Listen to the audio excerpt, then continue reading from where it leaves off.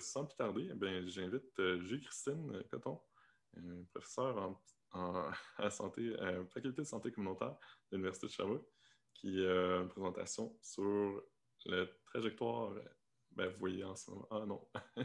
Présentation, désolé, sur les parcours des personnes trans. Donc, je laisse la parole. Merci à toi, Julie-Christine. Donc, bonjour, je suis vraiment contente de vous parler ce soir de stress minoritaire. Je pense que ça tombe à point avec toutes les discussions qu'on a actuellement dans la société. Ce ne sera pas long, je vais juste voir comment je peux changer. Parfait. Donc, je vais vous donner des principaux concepts et constats avant d'aborder le stress minoritaire en tant que tel pour vraiment établir des bases solides. Je vais vous donner quelques données de ma recherche. Il y a des PowerPoint bonus. Je crois qu'on n'aura pas le temps, mais je vais m'assurer que les personnes organisatrices puissent vous faire acheminer ces informations-là. Donc, principaux concepts, je ne pouvais pas passer aux côtés de mettre des photos qui ont forgé mon enfance, notamment Spider-Man. Je veux m'assurer qu'on fait une bonne distinction entre sexe, genre et identité de genre. Probablement qu'il y a une bonne partie d'entre vous qui sont à l'aise avec ces distinctions-là, mais je ne prends pas de chance. Quand on parle du sexe, on est principalement centré sur l'anatomie d'une personne au niveau de ses organes génitaux. Donc, vulve, vagin, utérus, pénis, testicule, on est vraiment dans les organes génitaux d'une personne et c'est à l'aide du sexe assigné à la naissance. Dans le fond, c'est ce qui va se retrouver sur notre certificat de naissance, notamment le sexe qu'on va nous assigner. Le genre, on est vraiment dans un construit socio-culturel qui entoure les rôles associés au fait d'être femme ou homme qui est encore très, très lié dans la conception de beaucoup de personnes avec le sexe au niveau anatomique. Donc, souvent, on va percevoir d'une façon qui est très binaire, très genrée, comment une personne devrait se comporter, quelles attitudes on devrait avoir. Mais aussi, ça va jusqu'au métier que les gens devraient avoir. Et puis, je ne peux pas passer aux côtés de vous montrer, je ne sais pas si vous le voyez là. Donc, mon enfant a eu comme cadeau toute la collection Les Petits Garçons. Qui s'appelle Petit Garçon. Et ici, on a la fusée de Noé. Et puis, dans le fond, dans cette collection-là, les garçons ont toujours des métiers très genrés, ambulanciers, policiers, pilotes d'avion, toutes des choses là, très cool et audacieuses. Et puis ici, on voit Noé qui est en train de piloter la fusée, une job très importante pendant que Lucie flotte quelque part de façon erratique dans les airs avec un air ébahi. Et puis, à la page suivante, on voit Noé qui vient planter son drapeau sur la Lune pendant que Lucie, bien, elle attend dans le char. Donc, pendant que Lucie, elle attend en fusée. Donc, je ne vais pas passer aux côtés de vous. Dans le fond, le genre est un construit social dans lequel on est émergé avant même de naître dans beaucoup de cas. Pensez juste au gender reveal ou encore au shower de bébé où on reçoit des cadeaux souvent très genrés, rose, bleu. Et des fois, on n'est même pas né et puis nos parents proclament à tout vent notre genre, notre sexe et donc notre genre. Et l'identité de genre, on est vraiment plus dans un concept, on est vraiment, c'est au-delà de qu'est-ce qui est sur notre acte de naissance, c'est comment que nous, de façon très intime et profonde, on s'identifie. Donc, c'est juste la personne, c'est juste nous qui sommes capables de vraiment aller préciser quelle est notre identité de genre. Et rapidement, j'ai adapté, allez lire ça si ça vous intéresse. Là, il y a Dominique Dubuc qui a développé un lexique très intéressant. Moi, je vais porter votre attention au niveau de l'expression de genre. Bref, cette image-là, c'est pour vous rappeler à quel point différents éléments peuvent se voir sur un continuum. Par exemple, l'identité de genre de femme à homme, il y a tout un continuum et je dirais même un spectre par rapport au genre. Et aussi par rapport à l'expression de genre, on a des personnes qui vont vraiment s'exprimer en fonction des stéréotypes très liés à la féminité versus la masculinité, mais il y a tout un entre-deux. Et en passant, au niveau des caractéristiques corporelles liées au sexe, dont je viens de parler, c'est moins binaire que vous pourriez le croire. Il y a quand même un certain pourcentage de personnes qui vont naître intersexes en présentant des attributs liés à la fois à un sexe et à un autre. Mais bref. Je ne pourrais pas poursuivre sans parler de la culture. C'est quand même important. Dans un chapitre de livre qu'on vient d'écrire, on compare la culture, comme le fait l'auteur Kulisch, à un iceberg. Donc, on est capable de voir que la pointe de l'iceberg, c'est les caractéristiques externes d'une personne. Donc, comment une personne va s'habiller, va exprimer son genre, par exemple, ça peut être facilement visible et identifiable. Par contre, il y a aussi des caractéristiques culturelles qui sont plus internes, qui sont moins facilement visibles, à la fois pour les personnes extérieures, mais aussi pour les personnes, pour nous-mêmes. Puis là-dedans, bien, il y a tous les rôles sociaux et de genre qu'on a intégrés depuis notre naissance. Il y a toute notre notion du bien et du mal, notre vision du monde. Je vous donne un exemple, si ça vous tente de mettre un peu de piquant dans votre vie, à la prochaine rencontre familiale Zoom ou extérieure, pluguez à un moment donné le fait que vous êtes intéressé par les relations polyamoureuses ou encore non monogames, puis gérer le malaise. Donc, c'est vraiment un exemple. Si vous voulez voir un peu des éléments liés à la culture, c'est ça. Donc, nous, on a incorporé depuis très tôt qu'une relation saine, c'est une relation avec le sexe opposé et avec une seule personne. Puis quand on demanderait à quelqu'un d'expliquer bien, pourquoi, bien, la personne doit chercher ses mots.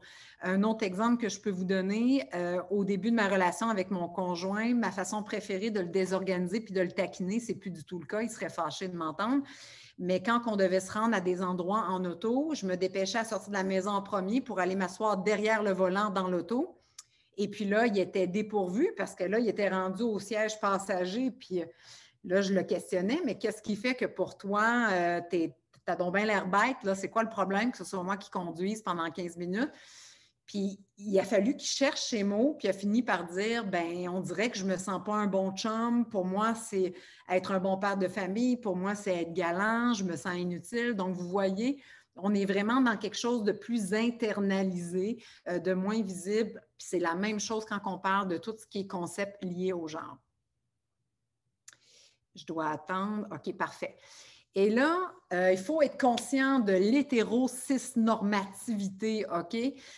En fonction du sexe qui nous est assigné à la naissance, en fonction du fameux F ou du M, ça vient avec une identité de genre qui est attendue. Donc, on s'attend, par exemple, qu'un enfant assigné garçon va avoir une identité de genre garçon. Il va s'exprimer comme un garçon. Et en plus de ça, on s'attend à ce qu'il soit attiré par une fille. Et la cerise Sunday, c'est qu'il va fonder une famille. Donc, c'est très typique. Là, je le mets à l'extrême, mais c'est pour vous montrer qu'on baigne dans l'hétéro-cis-normativité. C'est pas mal, c'est très bien, c'est très correct, mais il faut juste se rappeler qu'il n'y a pas que des couples hétérosexuels et il n'y a pas que des personnes cisgenres dans la société. Il y a des données de recherche, je ne vais pas m'épancher là-dessus là, parce que je trouve que c'est plate de parler juste des problèmes, mais bref, on a pu constater que les personnes des communautés LGBTQI, AS2+, sont surreprésentées dans les problèmes de santé mentale et physique. Ce n'est pas tout le monde qui va vivre des problèmes, mais il reste qui sont surreprésentés par rapport aux autres personnes de la population. Et puis, en plus de tout ça, on constate que les personnes trans et non-binaires, ils en vivent encore plus de personnes comparativement aux personnes de la diversité sexuelle. Et puis là, on se demande, mais voyons, pourquoi, qu'est-ce qui fait que c'est ça? Puis on va aller plus loin que le fameux DSM. Là. Le DSM, il a évolué avec le temps. Là, heureusement, l'homosexualité n'est plus vue comme un problème de santé mentale. Et désormais, c'est la dysphorie de genre qu'on voit dans les documents, mais il n'y a pas si longtemps, le trouble était lié spécifiquement à l'identité trans. Donc, on chemine, on est capable maintenant de comprendre que ce n'est pas le fait d'être trans ou d'être bisexuelle ou lesbienne qui est un problème, c'est toute l'hétéro-cis-normativité qui entoure les gens. Et je vous montre un petit schéma pour aller plus loin par rapport à ça. Donc, différentes recherches démontrent, par exemple, que les gens qui ont un statut de minorité sexuelle, là, entre guillemets, vont avoir plus de risques de vivre des expériences de victimisation en toutes sortes. Puis ces expériences-là vont venir interférer avec leur santé mentale et physique. Ça, c'est démontré. Et puis, on comprend vraiment beaucoup mieux que ce qui mène à ça, c'est les expériences de victimisation et non pas le statut comme tel. Mais là, on a fait une découverte intéressante aussi. Donc, oui, il y a ça. Mais on a découvert aussi que les personnes qui ont une expression de genre qui est jugée non conforme, ça va mener premièrement directement à des expériences de victimisation, mais aussi si une personne de la diversité sexuelle, en plus, exprime son genre de façon non conforme, ça va venir vraiment augmenter, ça va venir alimenter ces expériences de victimisation et la mettre encore plus à risque d'en vivre. Et même qu'il y a des chercheurs qui disent, bien, au fond, c'est au-delà d'être gay, lesbienne, bisexuelle, c'est quand ça paraît finalement que la personne s'expose à des expériences de victimisation parce qu'on sait qu'il y a des gens qui ont un statut de minorité sexuelle, qui ont également un genre qui est jugé non conforme selon les standards de la société, attention. Mais on sait aussi qu'une personne pourrait être cisgenre, mais quand même, par exemple, s'exprimer, par exemple, d'une façon plus féminine versus masculine. Voilà. Et on a découvert aussi que on est capable de démontrer que le genre en tant que tel va venir mettre son grain de sel ainsi que l'âge. Donc, par exemple, on a vu des différences, il y a des iniquités. Quelqu'un qui est assigné garçon à la naissance, on a vu, par exemple, à titre d'exemple, qu'il y avait moins d'acceptabilité sociale si cette personne-là s'exprimait pas en fonction du genre assigné à sa naissance. On est plus tolérant envers les filles tomboy, grosso modo, qu'envers les garçons efféminés. Grosso modo, c'est ça, selon certaines études. Au niveau de l'âge, même chose, il y a des stades développementaux où la personne est encore plus vulnérable d'exprimer un genre non conforme aux normes sociales et surtout au niveau de l'adolescence, etc. Et puis ça me mène, ce ne sera pas long, je dois laisser mon ordinateur absorber tout ça. Et ça me mène au modèle du stress minoritaire. Oh boy! Ce ne sera pas long, je recule. Je ne touche plus à rien. Donc, le modèle du stress minoritaire, initialement, il y a Meyer qui a développé un modèle uniquement pour les personnes de la diversité sexuelle, puis Testa est allé documenter également la même chose. Il a validé le modèle auprès des personnes de la diversité de genre. Grosso modo, peu importe si on est de la diversité sexuelle ou de la pluralité des genres, ce que ce modèle-là démontre, c'est qu'une personne systématiquement va être exposée à des facteurs de stress externes, OK? Par exemple, le fait de se faire discriminer en lien avec son orientation ou son identité de genre, de se faire rejeter, de vivre des expériences de victimisation, mais aussi la non-acceptation. Un exemple de non-acceptation, ça pourrait être le fait qu'un enfant demande à maintes reprises à ses parents de les appeler par un prénom choisi et que les parents refusent de le faire. J'ai encore entendu dernièrement, par exemple, des expériences d'étudiants en contexte universitaire que leurs professeurs, même s'ils connaissent leur statut de personne trans, continuent d'utiliser les mauvais prénoms. Donc, on est quand même en 2021. Donc, là, on est vraiment carrément dans un facteur de stress externe. Et puis ça, il y a des liens directement avec la santé mentale et physique, mais une chose est certaine, c'est que ça mène à des stresseurs internes. Un très bon exemple de ça, c'est tout le phénomène de l'homophobie et de la transphobie internalisée que les gens vont finalement se sentir, par exemple, honteux d'être bisexuel, d'être queer. Donc, c'est le fait qu'on internalise ce qu'on perçoit dans notre société à force d'entendre notre oncle nous demander si on emmène une blonde à Noël, à force d'entendre notre père utiliser des expressions comme « mon Dieu, c'est bien fif ça ». Donc, c'est tous des éléments qui font que les gens peuvent internaliser et finalement aussi anticiper des événements de façon négative. Par exemple, des événements positifs comme le fameux bal des finissants pourraient être vus d'une façon tout à fait différente par rapport à quelqu'un de la diversité sexuelle qui va amener son conjoint-conjointe. Et la dissimulation, le fait finalement, les fameuses expressions de rester dans le placard, de ne pas affirmer, de ne pas exprimer. Mais heureusement, il y a différents facteurs de résilience qui viennent contrecarrer ça. Donc, c'est toute la solidarité communautaire, les journées de la fierté gay, les drapeaux que vous pouvez mettre, tout ça, là, c'est vraiment documenté, les organismes communautaires, les groupes de soutien, ça vient vraiment aider à contrecarrer ou à minimalement amenuire. Et rapidement, dans l'étude qu'on a faite en 2018, on a passé le questionnaire justement développé par Testa auprès de presque 200 personnes trans non-binaires ou en questionnement. Et puis là, c'est purement descriptif, mais je vous ai souligné dans les différents stresseurs ce qui ressortait le plus.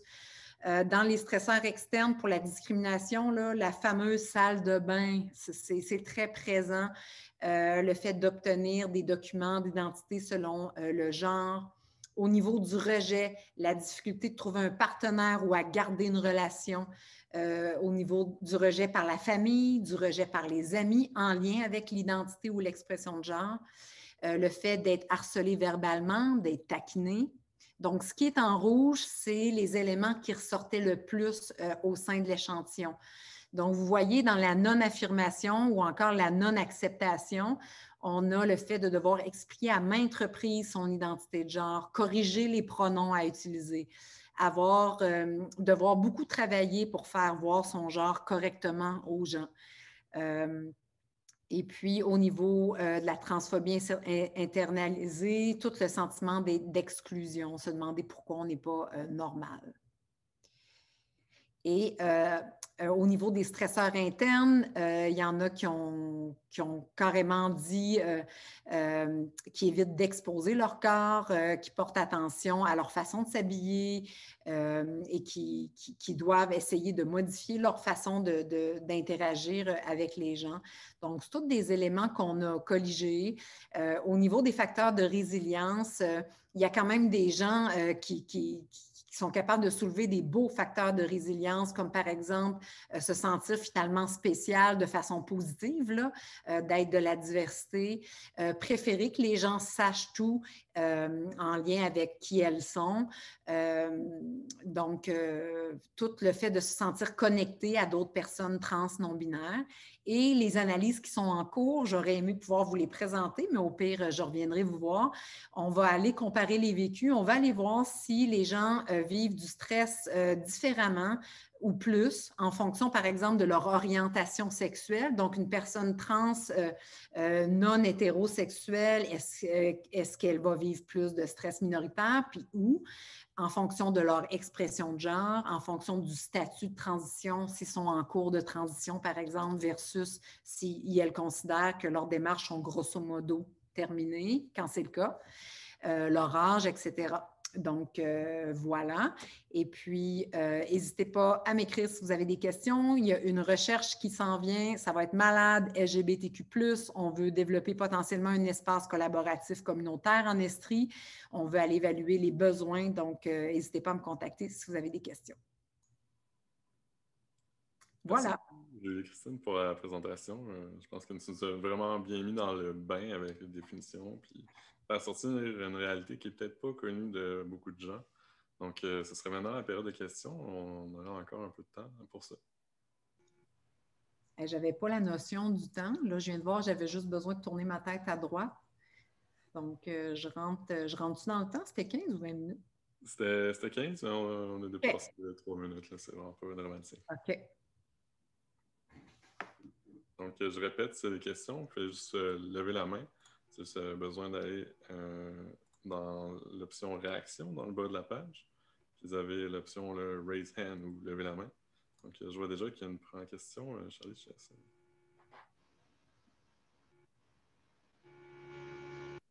Donc, on a Laurence Olivier. Peut-être quelqu'un, c'est Eliane. Je pense que. En tout cas, Laurence Olivier, tu peux poser ta question. Non, mais merci beaucoup d'organiser ça. C'est vraiment génial. Moi, j'ai le privilège d'être entouré de gens de tout acabit, autant des gens très ouverts d'esprit que des gens très conservateurs. Puis ma question est plus pour mes amis plus conservateurs. Il y a une grande incompréhension par rapport à l'identité de genre, par rapport aux gens qui font partie de la communauté LGBTQ et qui ont le besoin de se faire reconnaître en tant qu'autre chose qu'un homme, qu'une femme ou qu'un homme hétérosexuel ou une femme hétérosexuelle. Puis j'aimerais savoir s'il y a vers quels outils ou vers quel site Internet on peut référer ces gens-là pour briser un petit peu le jugement qu'ils peuvent porter sans qu'eux autres même se sentent jugés. Parce que moi, par exemple, je vais donner un exemple, j'avais une discussion avec un ami dernièrement, je prenais une marche, puis il ne comprenait pas que les gens qui ont une autre identité de genre veulent se faire reconnaître, puis il trouvait qu'ils étaient trop présents dans la société. Puis moi, j'étais choqué par ça, mais dans le fait que j'étais choqué, je confrontais cette personne-là, puis plutôt que d'essayer de l'amener à être plus réceptif aux différentes identités de genre, j'ai l'impression qu'il s'ancrait davantage dans sa position à travers notre débat. Puis plutôt que débattre avec lui vers quels outils je pourrais le référer pour qu'il ne se sente pas jugé et qu'il démontre plus d'ouverture. Voilà. C'est tellement des bons points que tu amènes. Puis j'ai le goût de dire que, tu sais, selon le contexte, des fois, c'est pas toujours bon de discuter avec ces gens-là. C'est bien, c'est comme moi, je me permets de le faire parce que je me sens pas fragilisée ou outre mesure vulnérable sur le thème, mais ce qui est difficile souvent pour les personnes de la diversité, c'est qu'elles doivent en plus de vivre cette diversité-là au quotidien, défendre leurs droits. Puis, tu sais, on encourage beaucoup les gens à faire leur coming out puis à s'afficher, mais je vous dirais oui, mais non, là, ça dépend avec qui. Il y a des gens qui vont finalement nous faire vivre beaucoup d'expériences négatives. Bref, on pourrait tellement aborder une grande parenthèse sur tout le phénomène de famille biologique versus famille choisie, puis en tout cas, l'importance des fois de choisir les gens avec qui on est amis puis qu'on tisse des liens. Là. Mais bref, je m'éloigne un peu. Je vais aller au PowerPoint. Moi, il y a des organismes communautaires avec qui j'aime beaucoup collaborer. En Estrie, c'est sûr que je vais être plus douée pour parler de l'Estrie. Je m'excuse si j'en oublie. Transestrie offre vraiment des groupes de soutien. Ils sont géniaux, là. Des groupes de soutien, intervention, des accompagnements. Ils offrent des formations, puis sur leur site Internet, ils ont aussi plein de documentation sur les droits des personnes au niveau des démarches de transition légale, par exemple, médicale. Donc, je collabore sur un document aussi, ça travaille fort, sont très, très à jour. Gris Estrie font un super travail également. Il y a Divergent aussi là, à Green Bay, si je ne me trompe pas. Puis moi, j'ai un petit... pour les gens qui sont peut-être cis ou qui sont plus conservateurs, tu sais, il y a des sites comme Alter Hero, mais j'ajouterais aussi interligne.co, où les gens, que tu sois de la diversité, que tu sois un parent sous le choc d'un coming out, par exemple, ou quelqu'un, peu importe qui monte un cours à l'université ou qui a des questions, bien, vous pouvez écrire en toute confidentialité des questions. Vous pouvez échanger avec des gens qui sont formés sur le sujet puis qui vous amènent vers différentes documentations. Puis, tu sais, les guides en ligne, je vais m'assurer de les transmettre à Alexis et aux autres personnes organisatrices, mais je vais toutes m'assurer que ça se rende jusqu'à vous. Différents guides. Donc, il y a de plus en plus de matériel qui existe, là. Est-ce que ça répond à la question? Oui et non, parce que, tu sais, ce vers quoi tu me réfères, c'est des choses que j'ai l'impression que c'est quelqu'un qui doit être ouvert. Je vais donner un exemple. Tu sais, il y a quelques années, on parlait du consentement. Il y a une vidéo qui est sortie sur, je pense que c'est sur le thé ou sur le café, puis comme quoi, tu peux vouloir un thé ou un café maintenant, puis là, finalement, tu ne veux plus de thé ou plus de café. Puis cet outil-là a eu un incident, je trouve, sur la société, a eu un impact quand même majeur. Puis ça l'a permis de faire comprendre aux gens que tu peux vouloir maintenant, puis plus vouloir après. Alors, comme c'est plus dans cette optique-là, est-ce qu'il y a des outils comme ça? Parce que, tu sais, d'amener un pamphlet ou dire, va voir le site Internet d'Alter Ego, c'est un petit peu réducteur, je trouve. Olivier, c'est peut-être de contacter Julie-Christine par courriel. OK, parfait. D'avoir des mais tu sais, en même temps, je trouve qu'il y a un point important qui est soulevé, puis après, je vais laisser de l'espace à d'autres, mais c'est l'importance que les alliés participent à ça aussi, qu'au niveau de la société en général, l'info se passe. Je pense que c'est vraiment important à ce niveau-là. Puis vous voyez, à l'Université de Sherbrooke, on est en train de développer des guides d'écriture inclusive. On veut éventuellement, possiblement, développer des capsules vidéo qui expliquent un peu, qui confrontent des mythes en lien avec la binarité biologique, tout ça. Donc oui, il y a comme des communications de masse qui doivent se faire et s'imposer dans les écrans des gens. Donc, je trouve que c'est quand même un point intéressant à soulever, puis au besoin, sans problème, juste m'écrire. Merci. Et on a peut-être encore le temps pour une petite question. Samy, est-ce que tu voulais la poser directement, ta question? Oui, en fait, merci Julie-Christine pour cette excellente présentation. Vraiment, tu as mis la table plein de choses. Je voulais juste poser une question concernant, si on va par exemple poser la question dans des questionnaires sociodémographiques, est-ce que tu recommandes par exemple de poser la question, par exemple, le genre ou l'identité de genre? Ben, tu sais, au fait, en soi, le genre et l'identité de genre, c'est comme la même chose. C'est souvent, on va demander aux gens, c'est quoi ton genre? Puis ça réfère, dans le fond, à son identité de genre. C'était surtout pour montrer tantôt que c'est un construit social.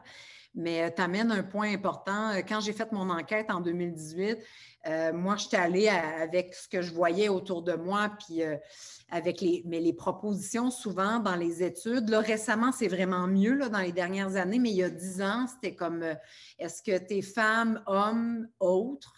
Puis des fois, tu n'avais pas le autre, puis là, je le vois encore souvent. Ou encore, es-tu homosexuel ou hétérosexuel? Puis ça finissait là. Donc, je pense qu'il y a vraiment des éléments à travailler. Moi, pour jouer vraiment safe, là, ce que je fais à chaque fois, là, à chaque recherche que je lance, c'est que je me crée un comité consultatif qui est composé de personnes de la communauté. Comme là, pour l'enquête qu'on lance dans 1 mois environ, LGBTQ+. Là, il y a des personnes qu'on a rémunérées, de la diversité, pour vraiment réviser toutes les questions, puis s'assurer qu'on pose la question correctement. Mais je vous dis, pour revenir à ta question de façon plus simple, le genre, c'est très, très correct. Puis moi, j'encourage les gens dans leur pratique clinique, mettons comme intervenant. On a comme l'habitude fatigante de demander aux gens comment ils s'appellent puis son genre, mais ce n'est pas toujours nécessaire de demander le genre, là, à moins de passer un outil psychométrique, etc. Mais je vous dirais qu'on peut aussi cesser de le demander quand ce n'est pas nécessaire. C'est mon point de vue personnel.